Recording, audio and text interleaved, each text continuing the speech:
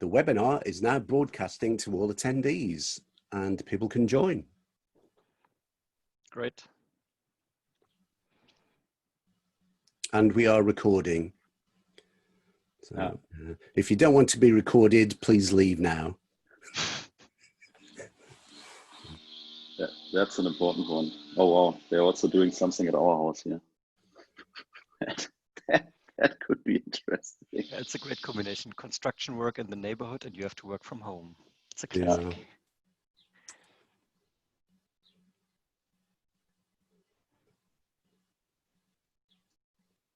So we can already see people joining. We will start in a couple of minutes, guys.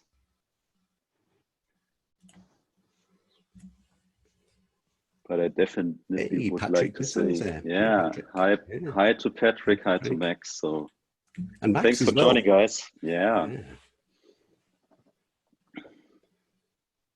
They're very active on LinkedIn.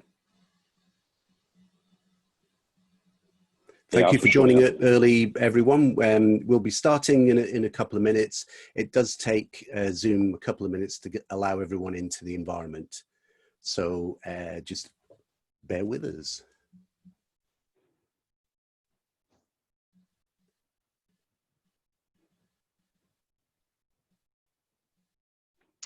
Gives me a chance to finish my coffee.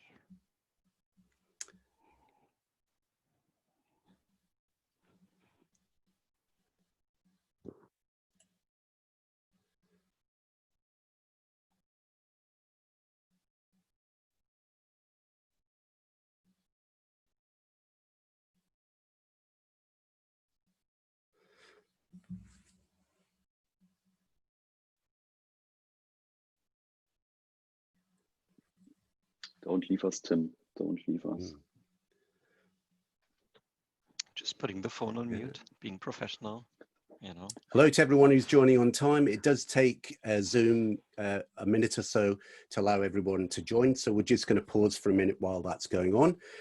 If you want to use Q&A and chat while we're waiting this minute, that's great. I noticed Patrick's worked out how to use Q&A. So 2 thumbs up to Patrick. Okay, and we're just holding a minute before we start the next PreSales Collective EMEA edition, EMEA and APJ time zones, so it works for both.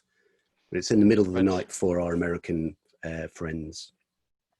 First time that I think the PreSales Collective is doing a webinar in this time zone, isn't it? Absolutely, yeah, we're absolutely privileged, all 3 of us. Indeed. To be the first, yeah. It kind of works for, I think, colleagues in APJ. I would imagine, what, 9 o'clock, what is it, something like 8 p.m. in Sydney, something like that, 7 or 8 p.m. So it is a little late for them, but at least it's not the middle of the night. Okay, 1 more minute, everyone. Thank you so much for patience joining in. Oh, Gigi, I'm so glad to see you here. Much appreciated. Got David joined in. Max is in twice. He's so important. Did you bring your He's in entourage twice. or what? I did a little bit of advertising, I would say. Yeah. In chat, Jan-Erik is God. No, Jan-Erik, you're not worthy. Okay, right, we're kind of 2 minutes past. I think we should roundabout get started. So an absolute massive warm welcome to everyone to this first PreSales Collective webinar in the EMEA and APJ-ish kind of friendly time zone. And I'm hugely excited to have some friends on board, which is Tim and Jan from the Sales Excellence podcast team. And they're going to be telling us about, it's all about the demo, right? And it needs a kind of an eyebrow up and a question mark at the end of that, right? Is that right? That's right. So I think what we should do is we've got one, before we do any introductions, let's actually ask you a question. Let's get some interactivity going. So I'm going to set up the very first poll. So if you give me 1 little minute to do that, and it's a 2-part relaunch polling. Okay, so that should be live now. It's a two-part poll. First one is, which option best describes your current role? You know, are you in pre-sales? Are you running a pre-sales team? And do we have some sales colleagues there as well, which is fantastic. And also, when they say, have you introduced yourself on Slack yet? The PreSales Collective, we'll talk more about what it is, but it's a global resource, a global forum. It's also a global series of webinars, podcasts, and also Slack channels as well. All about just for pre-sales people, because, you know, for such a long time, there hasn't been a centralized global resource. We've always been the poor cousins of our kind of sales colleagues who've always got more money than us, and they've got more organizations and forums. And the PreSales Collective is all about trying to correct that. So if you haven't joined it and haven't joined Slack for PreSales Collective, you know, please do that. But not right now, because we're doing a poll and we wanted to focus on this presentation, which is, we've done the dry run. Afterwards. We'll find out about dry runs, how important they are later. We did a dry run and I'm super excited about this. Okay, so most people are kind of pre-sales, actually doing the job. Great, I did that for many, many years. Pre-sales managers. We've got a few sales individual contributors. That's probably because you might be in perhaps a business development role, or you do your own demos, which is fantastic.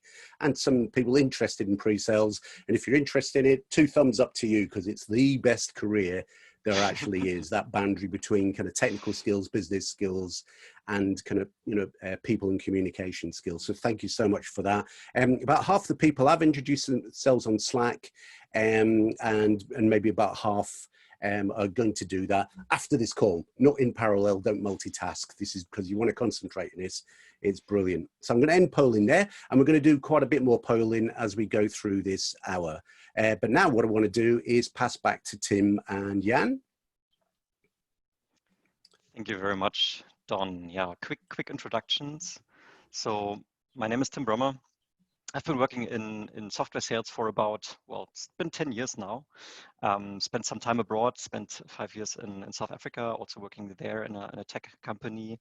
And then about, 3 to 4 years ago, I met Jan as I changed roles. And this is where we actually started doing our own podcast, talking about B2B and sales excellence, which is one of the reasons why we have the privilege to be here today. So thank you very much, Don, for having us. Thank you. Yeah, so my name is Jan-Erik. I'm also in sales, pre-sales, I would say over 10 years, worked for companies like Salesforce, Catalyst Cloud, currently part of SAP in pre-sales. And Tim took the initiative 2 years ago and said, Jan, we have so many useful conversations in the office, right? We should share them with the community, and that was the starting point for our podcast. And yeah, today we are here together with you, Don. So really proud to be part of that first PreSales Collective webinar in Europe. Brilliant, yeah. And I'll do a little bit of introduction. So, I run a company called, I'm ex-SAP as well. That's something we all have in common. I kind of ran pre-sales enablement at SAP, EMEA, and at Oracle for a while as well. I have a company which is all about pre-sales skills and organizational strategy. And I'm also Chief Strategy Officer for an RFP company as well, which is something I'm very passionate about. For myself, if you've been interested in things like Demo Fest, you might have heard of that. I had 2 sessions there. One was about the future of our profession. But it's not about me. This is really about Tim and Jan, and you know, that it's all about the demo, right? And just as a quick thing, there's one question that popped up about how to get onto the Slack channel. I'll tell you all about that. Please hang on to the end. I'll tell you all about all the upcoming content that's coming from the PreSales Collective, and also how to get onto the Slack channel at the end. So please, that's the reward for getting through this. So please, can I pass back to Tim and Jan? Absolutely. Thank you so much, Don. And I would like to go ahead and set the scene a little bit. And what we're going to do now is what we call a limbic opener, right? So it's a little video for everyone to get in the right mood. Thank you for letting me fly 2,000 miles for this 15-minute meeting. Making you travel all this way for nothing makes me feel important, Gary. So what did you want to talk about? Blah blah has some exciting new technologies that I think would drive significant ROI and TCO for your business. We are not looking to purchase any software right now. EIM, BPC, SRM, CRM, blah blah blah blah blah blah blah blah. Please stop. TPM, SCM, SNC, I do not have any money and I have no decision-making authority. Cloud. So would you like to set up a demo? A demo for what? I told you we do not need any software right now. Cloud. I think it is time for you to go, Gary. But I came all the way from New Jersey and this deal is in my forecast. Please leave. But. Leave. Okay, but just one more thing before I go. What? Cloud. Yeah, so that cloud gets me every time as well. I see you laughing, Don. I mean, there's a whole bunch of issues with this one little minute meeting here, and we're gonna uncover all of them in the next, well, half an hour to 40 minutes, I suppose. But let's start at the beginning. Thank you for letting. We wanna talk about pre-sales. It's all about the demo. And Jan, I would actually like to open up with a question towards you. I mean, you've been saying you've been working in pre-sales for about 10 years now, and so certainly you have an understanding what the typical expectation of sales towards pre-sales is. Yeah, I hope so. I hope so. So there are a lot of expectations, but when I talk to sales leaders, salespeople in the past, and I basically ask them, hey, what is your expectation to pre-sales? What do I need to do to be helpful for you? There was one thing they all had in common, and that was basically you need to deliver a ROCKSTAR demo, right? So like our grandma is always giving. And I mean, in general, I can completely agree to ROCKSTAR, right? I mean, I would even say that I would like to go for ROCKSTAR Performance, right? So we shouldn't limit ourselves to being the demo guys or the demo monkeys or something like that. It's about the whole sales cycle, and we need to perform from the beginning to the end. And I also believe that we need to do a couple of steps to really get to that ROCKSTAR performance level. And we will dig into these steps within the next 30 minutes, as Tim said. But before we go into all these useful steps, I believe there is one piece which is really, really important overall over the whole sales cycle. And I leave that one with you, Mr. Brummer. Thank you, Jan. So anyone who knows me personally might know that I've become quite a big Formula One nerd in the past years, you could say. And it's just a 8-second clip you can see here. In fact, this is 2013 Fernando Alonso's tires being changed by the Ferrari pit crew in just under 3 seconds. And so it's quite interesting to talk about. And I want to draw a couple of comparisons here, right? So when you look at in 2011, Mercedes held that record, by the way. They were the fastest at the time with 3.4 seconds. Then a bit later, McLaren changed it to 2.3 seconds. And currently, Red Bull is the leader with that. And they do the pit crew or the tire change in 1.8 seconds, right? So my point here is, and maybe you remember the good old days like in the 90s when there was still refueling and so on, right? So this has changed a lot, and there's a lot of parallels to sales because also our sales environments change a lot, and we have to adapt to these type of changes. And in sports, it's regulations. In sales, it's the way decisions are being made. So we will draw comparisons between sports a bit more often during this presentation here. But let's come to the core of the message here, right? So typical sales leader, they would like to create a consistent results. They don't want the occasional hero who single-handedly closes the deals at the last minute. No, they want consistent results and consistent performance. And these pit crews, they obviously also have that goal, right? And so they go back to the factory during the off season. They practice their pit stops over and over again, literally thousands of times. But there is one important thing to note. There's a distinct difference between knowing how to do something and actually being able to do it. So practice is key, right? And these crews, they have realized that. And with the practice, they focus the basics, they train their muscle memory, they improve the overall speed and the consistency over time. one other parallel I would like to draw is you can see there was like 20 people here who were responsible for changing these 4 tires, and everyone has a specialization, right? So you saw the guy in the front, he was lifting up the car. He is always the guy who lifts up the car.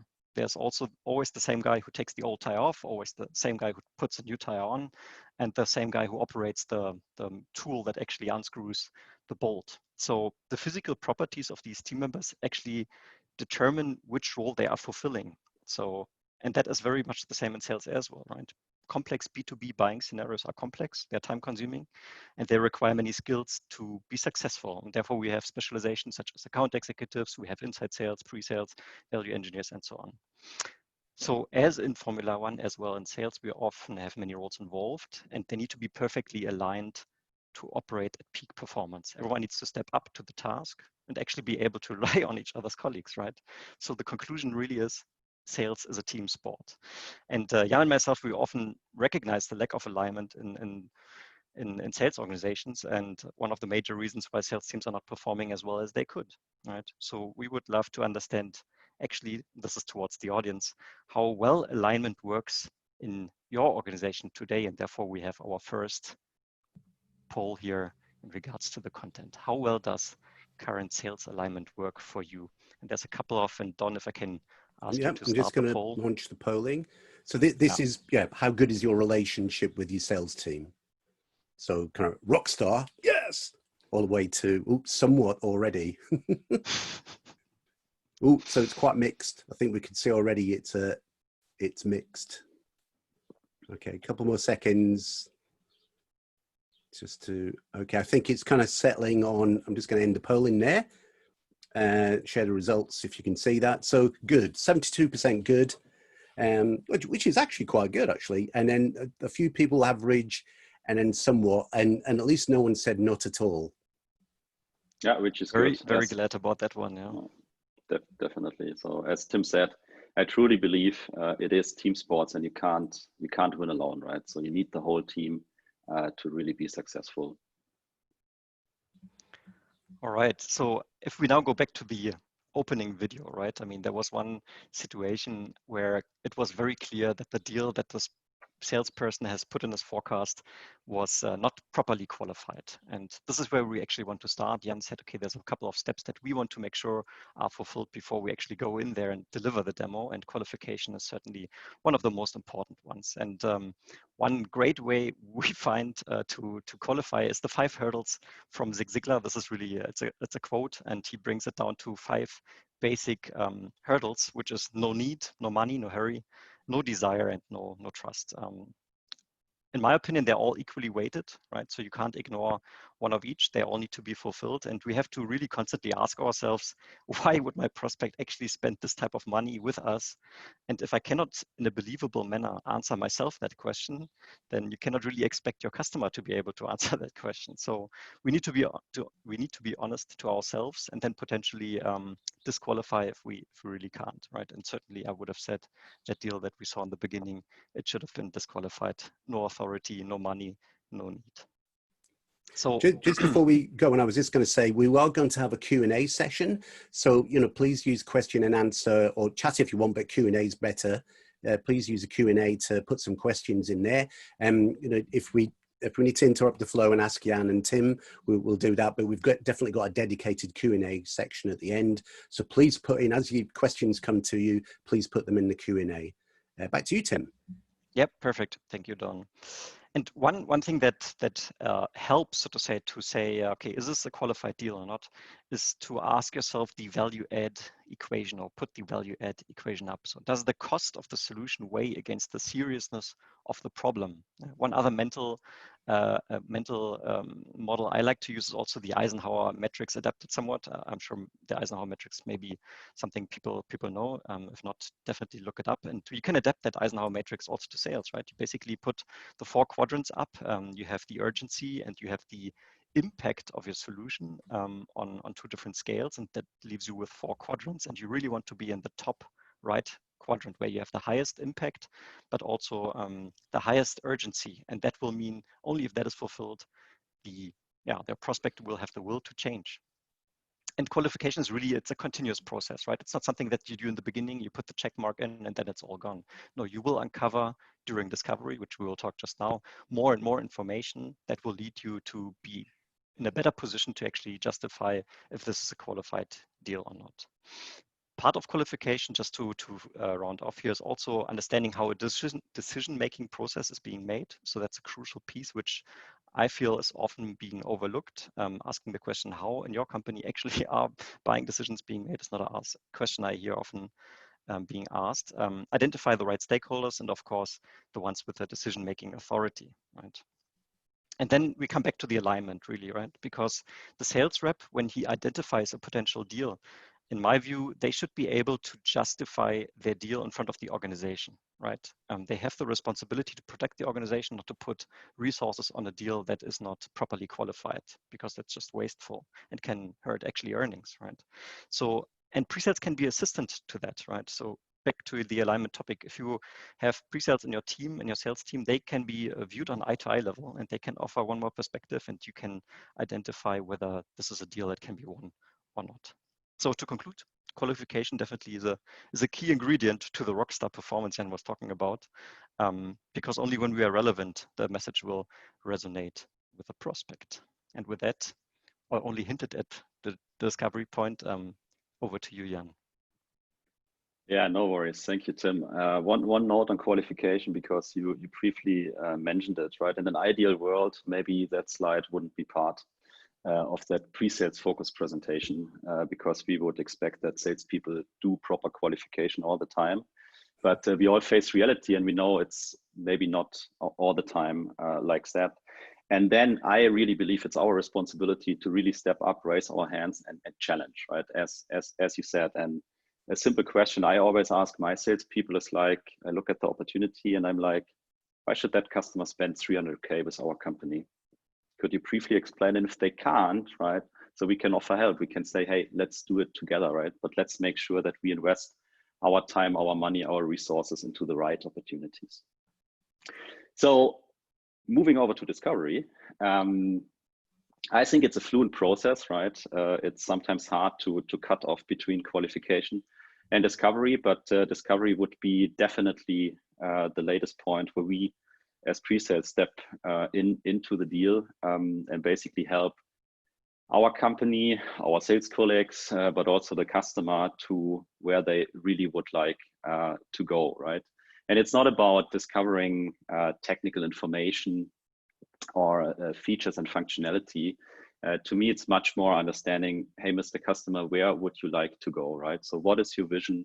What are your long-term goals? How is your market working? What kind of challenges are you facing?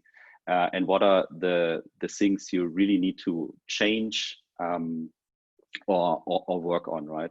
So having a discussion on business level, on process level, and then later on using that information to spin up a valuable story for the customer. Of course, you will talk to IT. You need to understand how the current landscape is working. But if we look for a kind of beneficial and value-focused pitch and approach later on, we should definitely get to business people, and we should talk about what the company is really looking for. And sometimes I know it's not so easy, right? So to me, there are a couple of things I normally use to really dig into the real needs of the customer. And one is very simple, right? It's basically stay curious, right? All the time, like my dog is doing all the time when he looks like that at me and saying, oh, is there something more to eat? And these kind of things. It's also very cute. Yeah, coming up with curiosity, I think is key, right? So we need to show our interest into our customer. We shouldn't be like, hey, we are just interested to sell you something.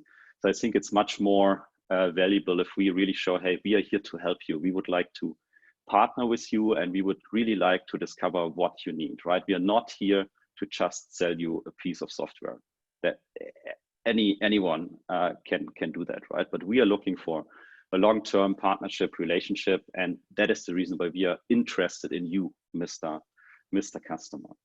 And the second one is basically asking the right questions, right? And the most simple question to me is why, like little children do, right? Why is it like that? Why is this? Why is that? And there was a study, I think, with Toyota called basically 5 times why. So you need to ask why 5 times to really get to the point. So let's imagine you're working for a CRM company, and you're on a discovery call, and the question to the customer is basically, hey, what are you looking for, Mr. Customer, right? And the customer would say, oh, transparency, right? And let's imagine we stop at that point, right? And in case of presentation or demonstration, so what could you do? You could come up with a shiny dashboard, right? Colorful dashboard, but potentially with no meaning to your customer because you haven't discovered why transparency is important, right? So you can start with, hey, why is transparency important to your company? And after 5 times asking why, you may end up with, hey, we looking to increase productivity within our organization. So knowing that, you can build a whole story around productivity, and the whole pitch, presentation, demonstration would be really focused on the goal the customer would like to reach, right? And you would have meaningful KPIs on your colorful dashboard related to that whole story. So having that said, there are even more layers if it comes to asking questions, Tim. Yeah, that's absolutely right. You hinted at it already slightly, right? I mean, you were talking about the involvement of IT in these type of conversations, but you also talked about how we should involve the business in discovery because multiple stakeholders have multiple viewpoints, requirements, and personal goals potentially, right? And one thing that can really assist in these type of discovery, meetings or discovery conversations is this mental model that I call abstraction layers, right? And I will explain what it means, right? So the idea is to say, you can have a conversation on multiple types of levels, and the lowest level, so to say, and that's not negative or positive, I'm just starting with that, is really the technology or product piece, right? This is where you talk about, okay, what type of database technology are you using? What type of programming language was used? How can I technically access your solution? It's very feature function, product heavy type of conversation. And it's needed and it's good to have that. And I think there is a tendency, especially in sales engineers, because they love the product, they love the technology, they've been working with it for years, to really focus on this part. And while it's important, it goes further, right? So if we go one step above, and I think this is where still some of the conversations are happening, right? Where we talk about, okay, how would this particular solution fit in your current processes? How would it integrate into certain systems? And by integrate, I'm not necessarily talking about the bits and bytes type of, okay, how can we connect different APIs? I'm talking about how does it holistically contribute to the company goals of potentially achieving higher revenue, making more money, getting new customers on board, etc. So you try to put yourself really into the shoes of your customer and try to understand, okay, what do I need to make them successful? Third layer is then really, this is where it comes to the strategy and the organization. Do I understand how my prospect is organized? What type of different departments are there? How do they relate to each other? What is the overall strategy that the executive board of my prospect has actually set for this company? Which is the direction they're going into? And that is really very much influenced by the fourth layer, which is the market, right? And by market, I mean, what competitors does my customer have? Who are my customer's customer? So, and how does the business model work? So this is really where you try to really come up with a holistic view of your prospects' environment, how they work externally, how they work internally, what their challenges are. And the thing is, yes, of course, during discovery, so in one-to-one conversations or with multiple people in the audience, so to say, you can extract these pieces of information, but you can also actually go on the website, right? Read a quarterly report. If it's a stock listed company, information is often very, very much available. Even if it's not, you can still search for the news, and that will help you understand your customer even better. So point being here is to say, focus on all of these layers, not just on the technology and the product, but try to understand your prospect more holistically. And I think the last point I would like to make towards discovery, we said it for qualification already, it's an ongoing process, right? I mean, the CEB company, which is the one that owns the intellectual property for Challenger Sales, they do regular studies on how many people are involved in the B2B decision-making process. And I think 2013 or something, it was like 7. And now it's definitely trending upwards. And they currently project that to be like 10 or 12 or something like that. So you have many stakeholders, many that have decision-making authority in your buying centers. And therefore, keeping this in mind and keeping in mind that it's an iterative process where with every conversation you have with your customer, you get more information that will assist you in judging whether it's a deal and also understanding how can I solve the challenges of my prospect. And with that being said, since we would like to conclude here on discovery, let's have one more poll and actually pose the question to you in your sales cycles. And I would like to ask you, Don, to actually put it up there. Thank you. How often do you do actually discovery? Do you go straight into demo? Do you have comprehensive discovery, or is it something in between? This is the answers that we pre-populated here, basically. I think we have to ask people to say typically what is it, because it could be a huge range. You know, some clients may not allow you to do any discovery, and also it depends on your kind of market sector, and I suppose your go-to-market. You know, it may, or maybe you work in kind of as a business developer, and your discovery is your demo. So okay, so a couple more seconds, and quite broadly spread. Yeah, so let me show everyone, end the polling, share the results. So the largest is we have at least one conversation with a stakeholder, which is actually brilliant. There is a bit of a range there. We mostly do discovery, and then we've got outliers of where you do in-depth, which, you know, a lot of clients won't allow you to do these days, or no discovery at all. But so it's at least one conversation with a stakeholder. So that's pretty good, isn't it, Tim? I would definitely say, I mean, having one proper conversation with a stakeholder is a great start. And what you just said, I mean, it's an interesting one, right? You say most companies don't allow for in-depth discovery with multiple stakeholders. But in my point of view, it's also for the benefit of the prospect, right? Because the better we understand them, the more we can tailor our offering towards them, which in the end yields more value add for them. So in my view, discovery is also something that we should sell to our prospects, right? When they say, please show us a piece of software, show us demo, we say, yes, we would love to do that, but let's actually have a conversation first, and here's why, right? Yeah, couldn't agree more. So sometimes you need to sell it not only to your customer, also within your internal organization. And I mean, we built up kind of engagement models within our companies in the past, and I think it's essential to really sell it to people, right? So we need to show them the benefit of that kind of process or method. In our eyes, it will definitely pay off, and especially discovery is one of the most essential ones for pre-sales in my eyes, to have a relaxed life and being able to do a rockstar job, right? I mean, how should you tailor something to a customer if you haven't talked to that customer? So Alvaro's made a great point on chat about in your company, discovery is important, which I think everyone would say that, but it sounds like you don't get enough time to do a good discovery.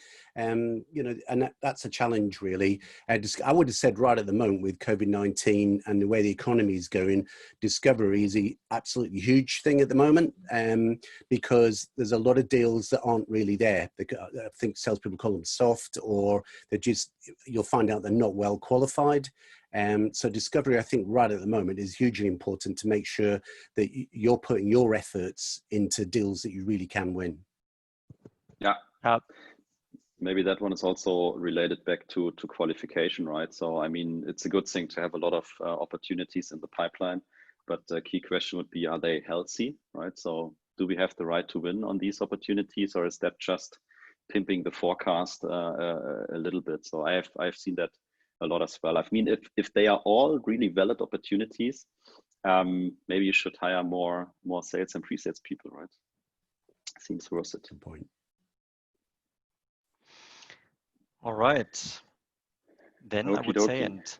and Don, you hinted at it already, right? We did a dry run for the session today, and of course, well, I'm skipping a topic here. Of course, Jan still needs to talk about preparation before we talk about dry runs. Sorry, Jan, you go ahead. Yes, you're so in love with dry runs, so I am. That's completely fine with me. Yeah, so we gathered a lot of information, right, through qualification and discovery. We talked hopefully to a lot of these stakeholders, as Tim said, a lot of people involved in making decisions. And when I started in pre-sales, when it comes to preparation, it was all about building the demo, right? So today, I know it's definitely not about building the demo. It's much more about collaborating with your counterparts, within your company, and building a value-based story for your opportunity, for your customer. So really sit together, reflect what you have learned through the discovery sessions, and then put together the story that makes you successful with that kind of customer.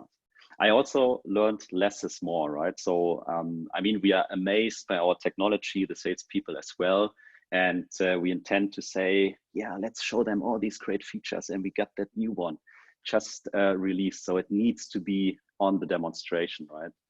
And I think the easiest question you can ask yourself is basically, so what, right? And if you can't answer that question in a positive manner, from my perspective, there's not really a need to put all these fancy features into your presentation. So in my eyes, less is more. And preparation is a really, really important thing, because based on what you learned, you build the story to move forward together with your sales colleagues as well as your customer.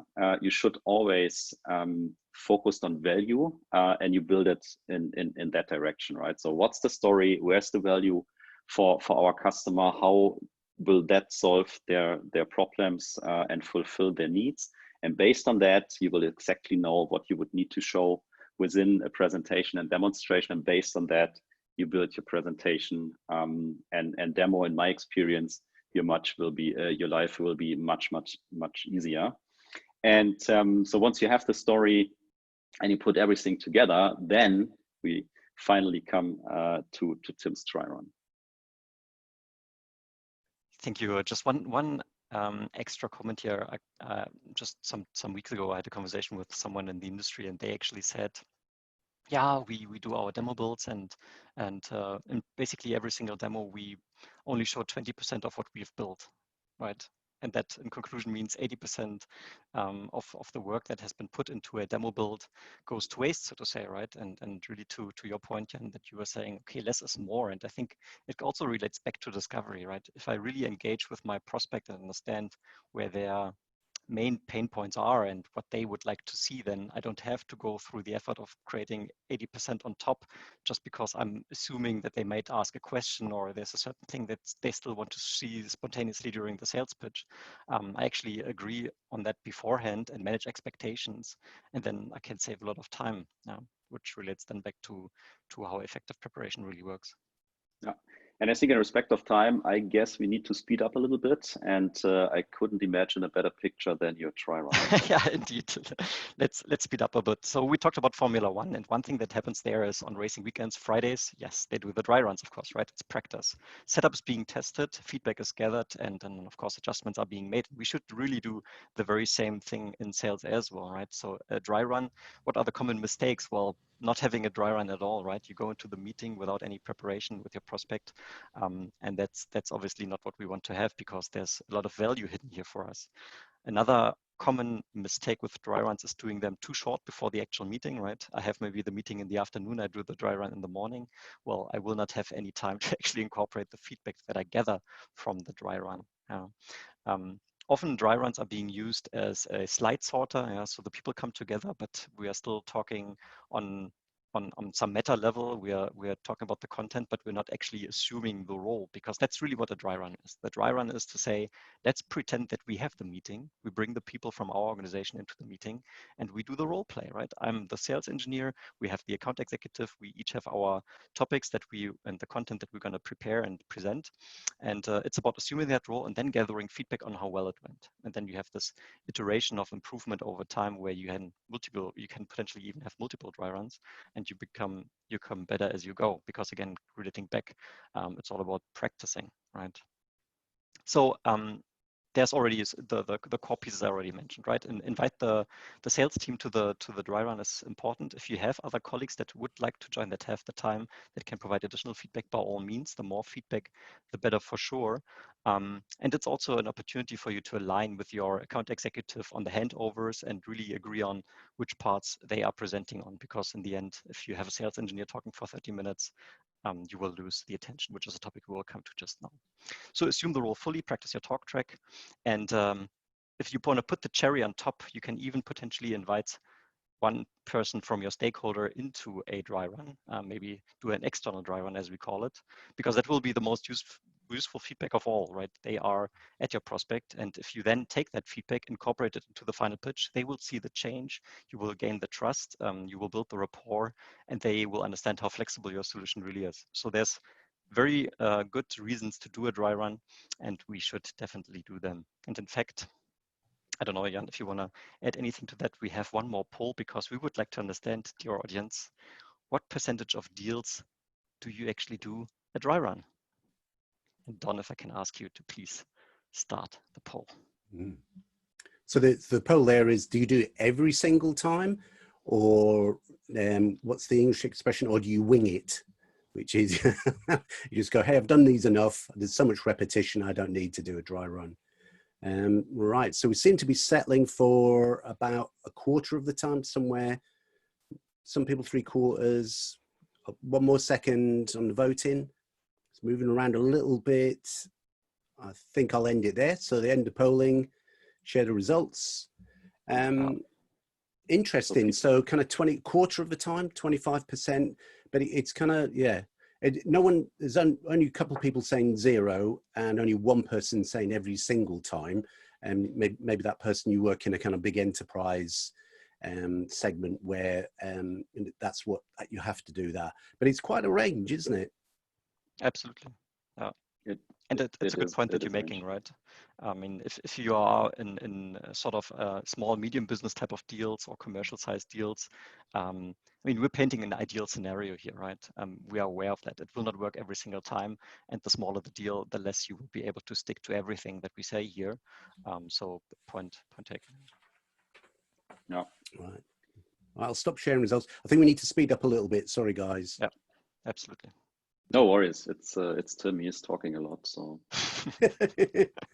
that's my life. So you know what I'm talking about. So finally, right, showtime, delivery. We have done all the stuff in a great manner: qualification, discovery, preparation, and try run. And to me, it is really all about preparation, right? So to do a great delivery, to me, it's 80% preparation and then 20% the ability to really execute in front of your customer. So if you really come prepared to that meeting, then it's really about you and your team being on site with the customer, being in a virtual environment, doing a good role play, having the storytelling right, using the right amount of slides and demo, keeping the attention of the audience, all these things. But preparation to me is key. And there are a lot of methods you can use within these meetings. And we would like to point out at least 2 we are using a lot. And I, again, leave the methods with Tim. Go. And I will try to keep it short. So obviously we're not brain surgeons here, right? But some brain theory will assist us in our sales jobs as well. And obviously this is very much a simplified picture. And what we really want to do when we are communicating with other people, we want to reach the neocortex, right? This is where the logical thinking, the crafting, the planning, where all the good stuff happens that we actually discuss in our business meetings. However, there is, so to say, imagine this neocortex as like a VIP club, yeah, where you have 2 bouncers. Yeah, you have the limbic bouncer and the reptilian bouncer, and they are in charge, and you need to pass them first before you can actually reach the neocortex. So the reptilian bouncer is really responsible for the flight or fight response. He's managing fear, and if the person is afraid, then you will not be able to get through. So you need to pacify that first and make sure, okay, this is a non-threatening scenario. You can trust us. Here's some customer references. We are a known brand, and the solution will actually help you. type of thing, right? The second one is the limbic brain, and the limbic brain is responsible for really managing the attention span. And there was a great pitch from John Kerr during the Demo Fest. I'm sure it's available as a recording right now, where he's talking about attention span in sales meetings.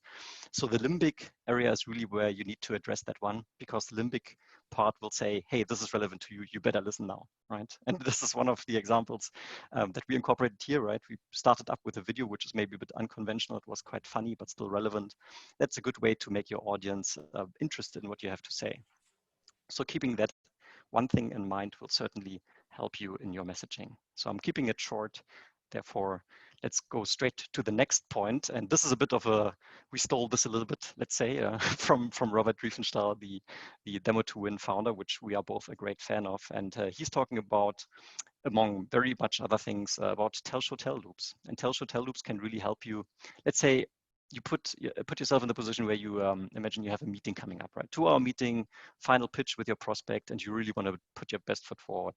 So structuring that meeting and managing the attention is really something that you should do as part of preparation, and tell, show, tell loops can assist you with that effective messaging. And I'm going to keep it short here, really, and maybe by highlighting what it is, what tell, show, tell is not, it makes you understand how it can benefit, because what often happens is that someone tells and then shows, right? And then you have a sales engineer pitching software for 30 minutes without ever stopping talking. So tell, show, tell loops manage the interaction. They will allow to structure it. And what it really is, and I'm going to basically quickly say what these 3 parts are. Telling means you explain the context, right? Which type of persona are you? Are you an admin? Are you a user? What type of user are you? And what is the actual use case that you would like to show now? This can be 30 seconds, can be an opening slide, can be also a limbic picture, right? Again, for the attention management. And then you jump into software. And here, what Jan said earlier is less is really more. Really be concise and make it as few screens as possible. We as sales engineers, of course, we know our solution inside out. So we have inherently that need to say everything that we know in one single meeting, but it's not the need, right?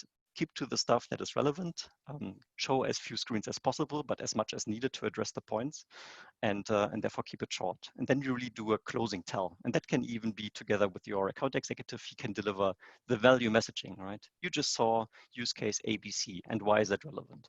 Well, the value is X and Y and Z for this persona, but also for your company. And this is how you can close this tell, show, tell scene loop. So if you have a 2-hour meeting, typically you would maybe have 3 to 4 of these loops, and that would round off your story to the end. And therefore, let's jump to lessons learned here so we can conclude just now. Just for the TST, so definitely also something you need to practice all the time. And from my experience, also something you need to sell to the sales organization, right? Because it looks complicated and too many slides and just show software, these kind of things. But I can tell you, it really pays off if you do it the right way. So lessons learned, really important one to me. It has nothing to do with follow-up meeting or status meeting. So you had that huge meeting, right? You did your delivery, let's say full day meeting. And then from my perspective, it's really time to reflect. So the setup would be like 20 minutes, the sales guy, the pre-sales guy, the managers, and whoever was involved into that pitch, they come together and they're answering basically 2 essential questions, right? Question number 1 is what went well, right? So we also need to appreciate our counterparts. And there are sometimes very small things people are doing. And that is the time where we can appreciate, because to me, they are not normal. For these people, yeah, I'm always doing it like that. But it's always good to hear that you're doing it the right way and you get recognized for it. And the second question is, where do we can do better, right? So where's the room for improvement and who needs to take the responsibility for it? It has a couple of benefits to me. So you get closer as a team, right? You will learn to provide honest and constructive feedback to each other, which will help you to do better the next time when you have to do a presentation. And you will identify areas you can address to management, something like, hey, we have, I don't know, performance issues with our demo systems. And if we would fix it, we could do a much better performance to our customers and we would sell more and all these things. So it's really about the team. It's really about recognizing each other, but it's also learning about where do we can improve. And I think if you never tell another person honest and constructive feedback, that person will never have the ability to improve or to change, right? So you need to give your feedback, the person needs to think about it, and then pick the pieces the person would like to adopt. Really, really powerful tool in my eyes. I do it a lot with my pre-sales guys and our sales people.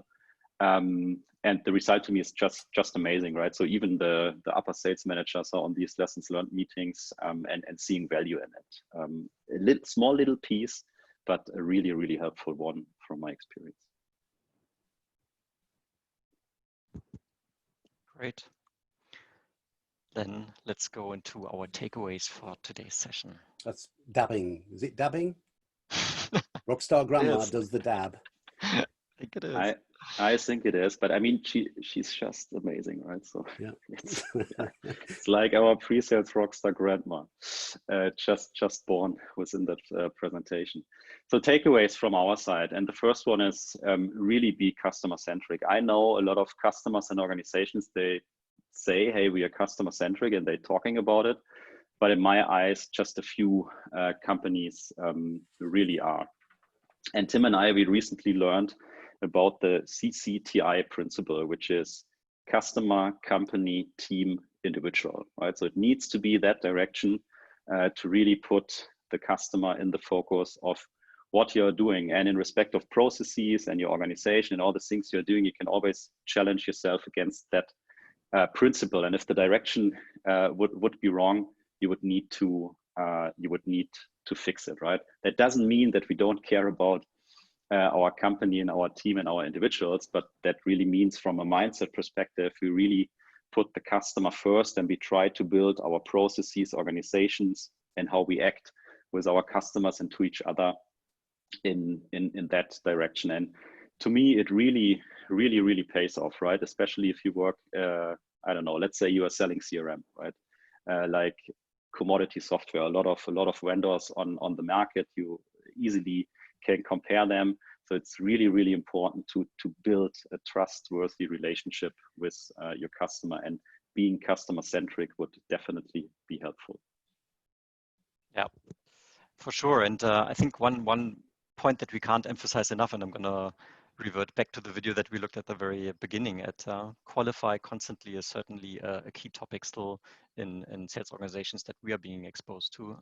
You often have deals that are not properly qualified, and you're really, as I said earlier, the responsibility of protecting your organization, right? And I don't think it's just in sales responsibility to do that. I think we can also, from a pre-sales perspective, step up to the plate and also assist with the qualification. And that really brings me to the other point of taking responsibility, right? I mean, it's maybe a bit of a buzzword, take responsibility, but it's really put yourself in the driver's seat, right? Have a clear plan of how you would like to progress on a certain deal. Identify the right stakeholders, understand the decision-making process, and then come up with a mutual action plan together with your prospect and your sales organization to say, okay, this is what we would like to do, and this is how you come to a certain decision, and then really drive that mutual action plan. And also, I think one other aspect towards pre-sales, I think often pre-sales people, they put themselves in a bit of a passive role, right, where they just do as they're being told. But I think it's much more fun to actually step up to the plate here and also take the responsibility on our own. If we believe there's a certain thing that should be done on a deal that is not happening right now, we should speak out and say, hey, let's do that because it will assist us in the deal. And the last point I would like to make is get the basics right. We saw the pit crew, right? They practice the basics every single day. So, I mean, giving you one slide or maybe 2 slides that you probably show in every single presentation. Just take 15 minutes in your morning, actually put up that slide, record yourself, and do the talk track. That could be it. It could be as simple as that. Just practice the basics.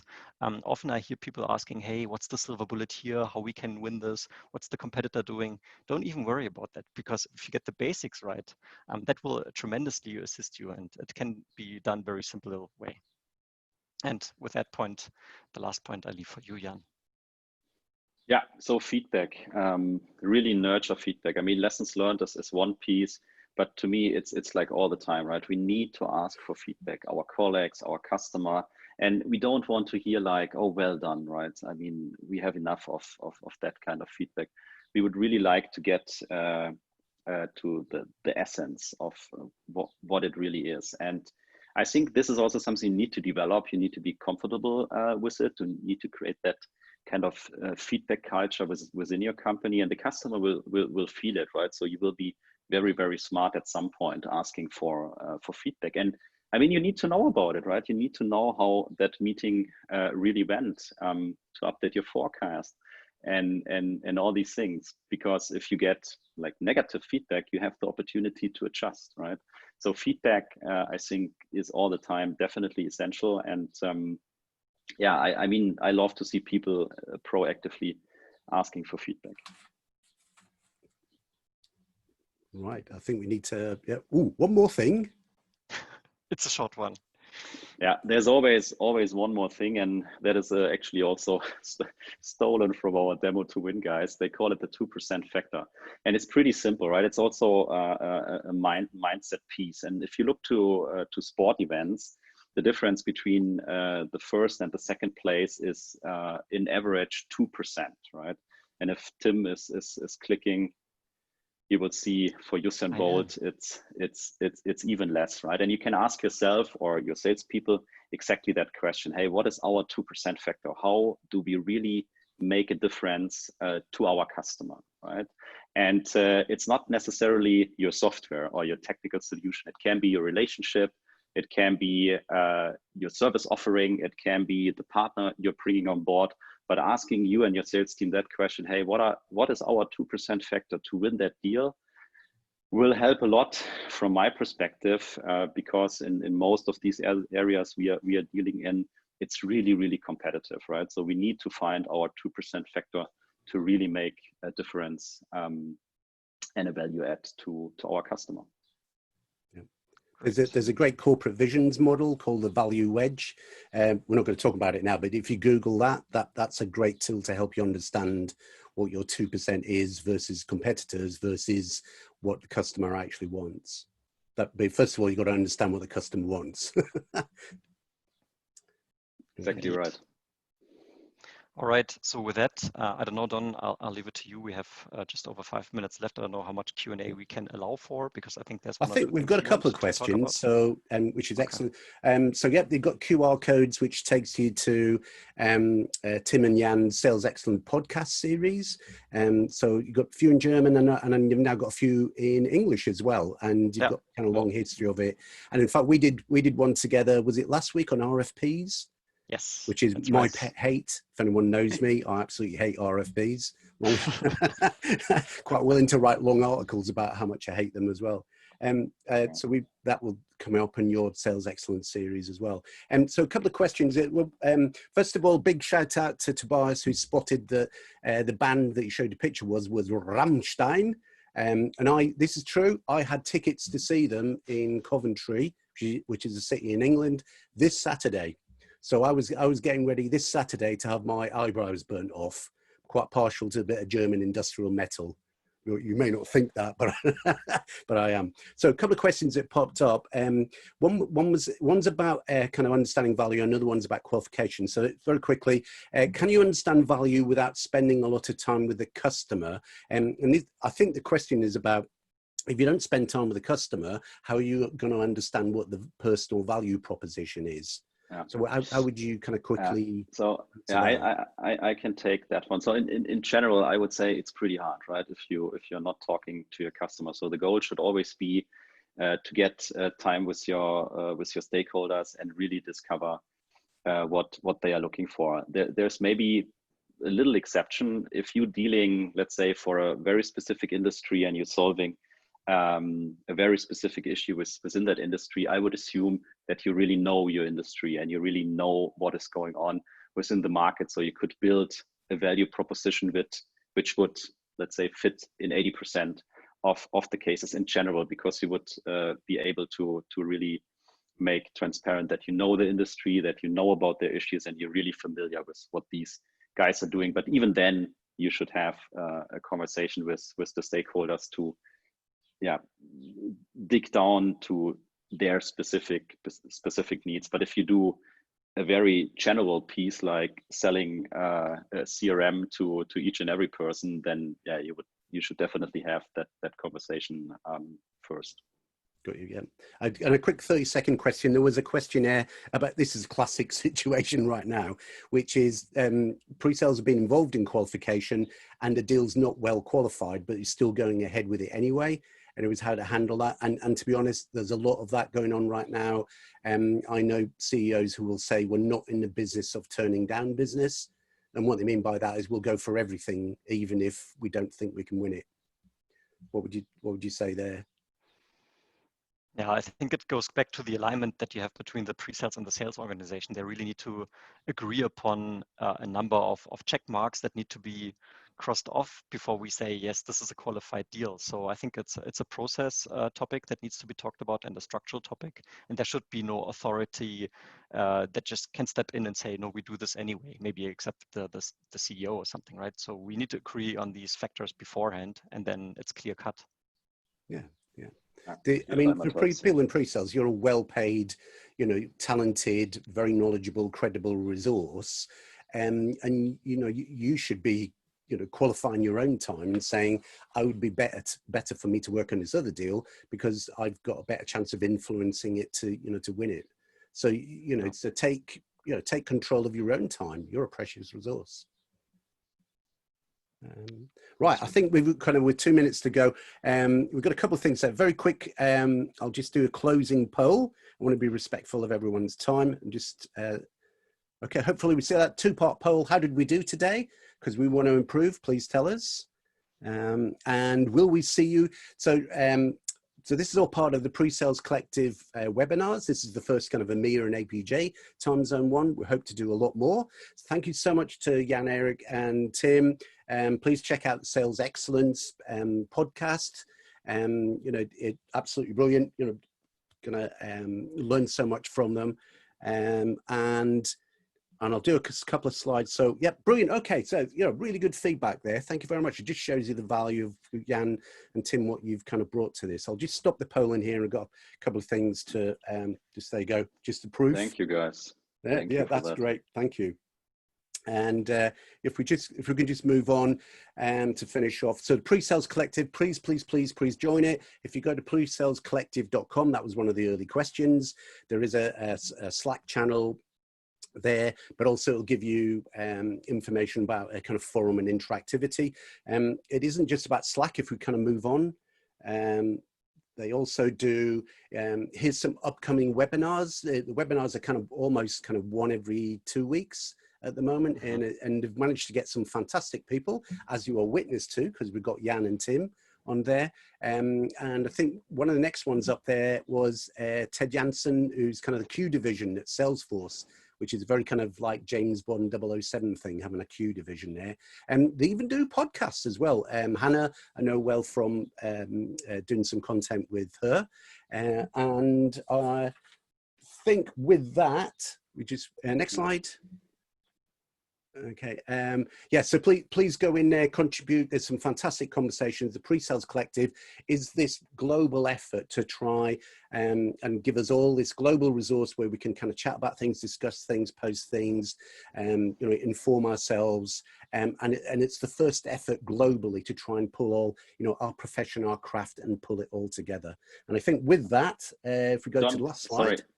Well, yeah, one last note on that one. So Tim and I, we also recorded a podcast episode with James, who is one of the founders of PreSales Collective.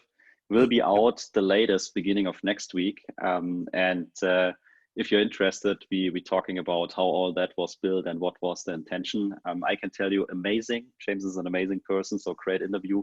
If you're interested, at the latest early next week, you will find it on our podcast channel. Excellent. And there's a great comment from Manette there. This time slot works well for me, and you're in Singapore. So we really hoped that worked, EMEA, and get our kind of APJ colleagues as well. So so Tim and Jan, Thank you so much indeed. That was absolutely brilliant. And I love it was all visuals, hardly any words. That's kind of best practice as far as I'm concerned. And thank you so much, and hope to see you on some more PreSales Collective webinars. And please, as an action from this, go to the PreSales Collective, join in Slack, check out the webinars. It's just a brilliant resource. And it's all about building our brand. Jan, Awesome. Tim? Thanks for having us, Don. It was a pleasure. Thanks to the audience who joined. Great interaction. Thanks to all of you. Thanks, Don. Thanks to PreSales Collective. Thank you. Cheers. And with that, I'm going to close off. Thank you very much, everyone. Hope you have a brilliant rest of your day.